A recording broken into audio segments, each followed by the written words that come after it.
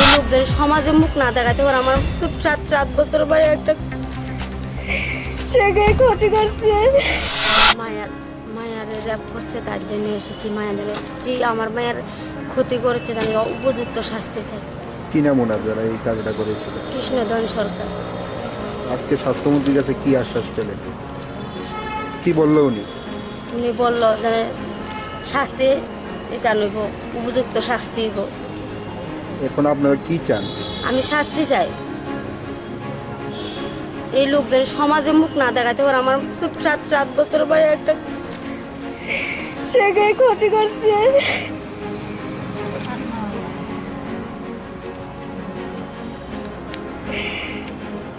কাজ করে ভাত খাই। স্বাস্থ্যমন্ত্রী কি আপনাদেরকে কি বললো? সে খুব সাহায্য করছে, সে শাস্তি চায়। আমরা স্টার্লিং সামাজিক সংস্থার পক্ষ থেকে আজকে এখানে এসেছি।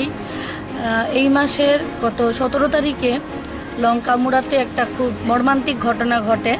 একটা 6 বছরের শিশু, একটা 60 বছর কি তার উপরে হবে একটা লোক ওর সঙ্গে ধর্ষণ করে।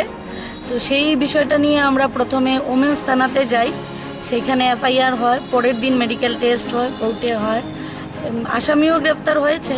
কিন্তু আজকে আমরা মাননীয় স্বাস্থ্যমন্ত্রীর কাছে এসেছি যাতে ওই কেসটা যাতে কোনো রকমভাবেই ওই কেসটা ধামাচাপা না পড়ে, আসামি যাতে উপযুক্ত শাস্তি পায়, প্লাস ওর যাতে একটা ভালো ট্রিটমেন্ট হয়, সেই বিষয়টা নিয়ে এসেছি। স্যার আমাদের যথেষ্টভাবে হেল্প করেছেন, বলেছেন আগামী দিনেও কিছু লাগলে উনি আমাদের হেল্প করবেন। আর আসামি যাতে কোনোভাবেই বেল না পায় সেই ব্যাপারটা উনি দেখবেন।